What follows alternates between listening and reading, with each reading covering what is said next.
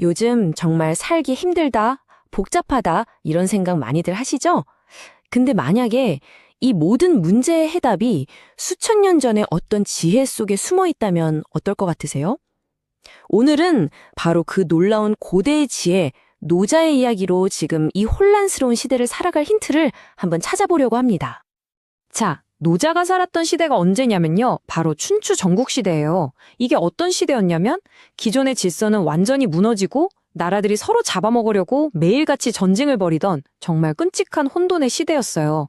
뭐랄까 성공을 위해서라면 무슨 짓이든 하고 사람들은 하루하루가 불안하고 어디로 가야 할지 길을 잃어버린 거죠. 자, 근데 여기 지금 우리 시대를 한번 보세요. 정보는 넘쳐나서 뭘 믿어야 할지 모르겠고 사회는 갈수록 쪼개지고 다들 번아웃에 시달리고 어때요? 너무 비슷하지 않나요? 이름만 다르지 우리가 느끼는 그 막막함이나 불안감은 그때나 지금이나 정말 놀랍도록 똑같다는 거죠. 바로 그런 정말 암울하게 짝이 없던 시대에 한 사람이 나타나서 완전히 다른 해법을 이야기하기 시작합니다. 다들 틀렸다. 길이 거기에 있는 게 아니다. 라고 말이죠. 그리고 놀랍게도 그 목소리가 2500년이 지난 지금 바로 우리에게도 똑같은 울림을 주고 있다는 겁니다. 자, 그럼 첫 번째 파트입니다. 의리문의 현자. 도대체 이 엄청난 책, 도덕경을 쓴 노자는 누구였을까요? 근데 말이죠. 우리가 그 지혜를 제대로 알려면 먼저 이 질문부터 해야 할 것 같아요. 노자라는 사람, 과연 진짜 있었던 사람일까요? 아니면 그냥 전설 속의 인물일까요? 이게 재밌는 게 뭐냐면요. 가장 오래된 역사책으로 꼽히는 사마천의 사기에서도 노자가 누군지 딱 정해서 말을 못해요. 그냥 세 가지 가능성을 던져줄 뿐이죠. 첫 번째는 그 유명한 공자가 찾아가서 가르침을 구했다는 주나라 도서관 사서 이이라는 사람. 두 번째는 공자랑 같은 시대에 살았던 노래자라는 현인. 또 세 번째는 아예 공자보다 한참 뒤에 살았던 태사담이라는 역사가. 그러니까 처음부터 노자의 정체는 그냥 베일에 쌓여 있었던 거예요. 그래서 요즘 학자들은 어떻게 생각하냐면요. 노자는 아마 한 사람이 아닐 거라는 거죠. 그 혼란의 시대에 이건 아니다, 다른 길이 있다고 고민했던 수많은 현자들의 지혜가 모이고 모여서 도덕경이라는 책으로 완성됐고 그냥 그 지혜의 집합체를 우리가 노자라고 부르는 거다. 이렇게 보는 거예요. 그러니까 사실 누가 썼는지가 중요한 게 아니라 그 안에 담긴 철학, 그 메시지 자체가 핵심이라는 거죠. 자, 그렇다면 그 철학의 핵심이 도대체 뭘까요? 노자는 그 해답을 아주 의외의 것에서 찾았습니다. 바로 물이에요. 네, 우리가 매일 보는 그 물이요. 두 번째 파트, 물의 길에서 그 깊은 뜻을 한번 파헤쳐 보겠습니다. 노자 철학의 알파이자 오메가, 바로 도입니다. 길 도자를 쓰죠. 이게 뭐냐면 쉽게 말해서 우주를 움직이는 보이지 않는 거대한 힘 혹은 자연의 근본적인 흐름 같은 거예요. 눈에 보이지도 않고 손에 잡히지도 않지만 세상 모든 것이 이 도에 따라서 생겨나고 움직이고 또 사라진다는 거죠. 그냥 거스를 수 없는 자연의 섭리, 그 자체라고 보시면 돼요. 그럼 이 도를 어떻게 따라야 할까요? 그 방법이 바로 무위입니다. 이게 오해하기 딱 좋은 단어인데요. 무위라고 해서 그냥 아무것도 안 하고 가만히 있으라는 게 절대 아니에요. 그게 아니라 억지로 뭔가를 하려고 발버둥 치지 말라는 뜻입니다.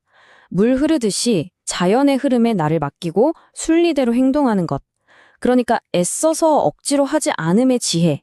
이게 바로 무위의 핵심입니다. 바로 이 구절이 그 모든 걸 설명해 줍니다. 가장 좋은 것은 물과 같다. 한번 생각해 보세요. 물은 모든 생명을 살리면서도 자기가 잘났다고 뽐내거나 누구랑 싸우지 않잖아요. 그냥 조용히 모두가 피하는 가장 낮은 곳으로 흘러갈 뿐이죠. 노자는 바로 이 모습이야말로 도를 가장 완벽하게 닮았다고 본 겁니다.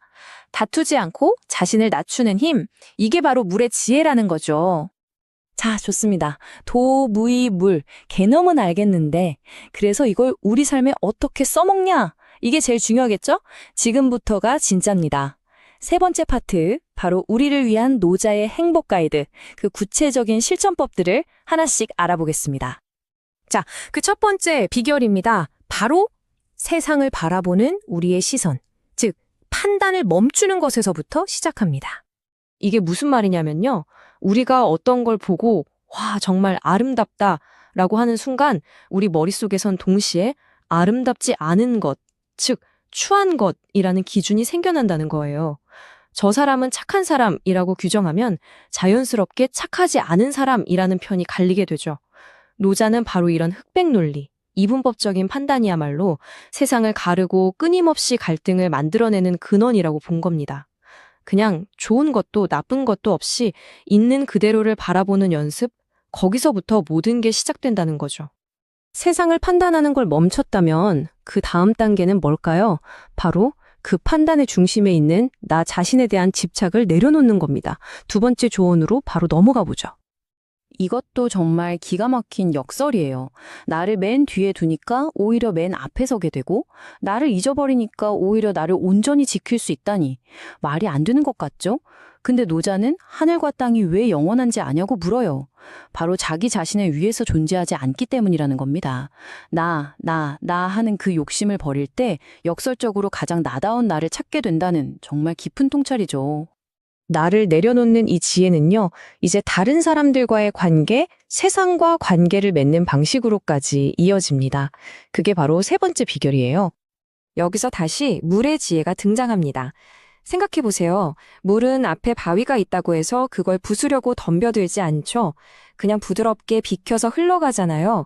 하지만 결국엔 그 어떤 것보다 강해서 바다에 도착하죠. 바로 이겁니다. 다투지 않는 것. 이게 노자가 말하는 진짜 힘이에요. 내가 경쟁하려 들지 않으면 세상 그 누구도 나를 경쟁 상대로 삼을 수가 없다는 거죠. 싸우지 않고 이기는 궁극의 경제랄까요? 자, 그럼 이 모든 지혜가 결국 가리키는 방향은 어디일까요?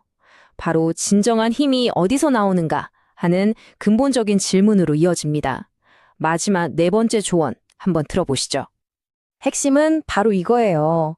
우리는 보통 남을 이기고 남을 통제하는 게 힘이라고 생각하잖아요.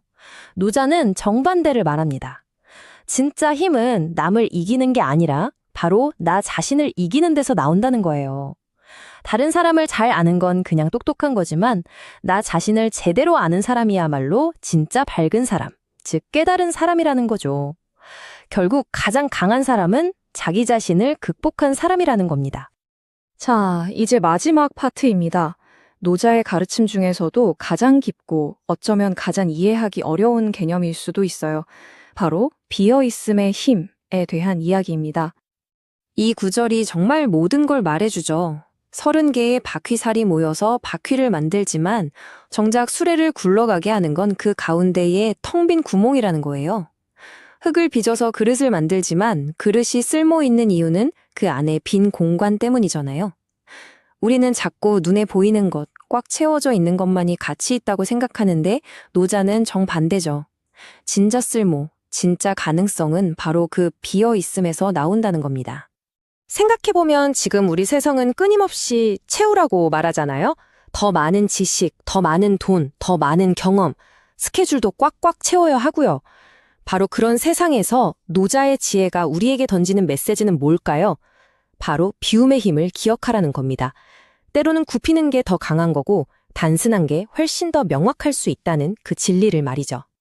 마지막으로 이 질문을 여러분 자신에게 한번 던져보셨으면 좋겠습니다. 혹시 지금 여러분의 삶에서 너무 꽉 채워져 있어서 오히려 아무것도 담지 못하고 있는 부분은 없나요?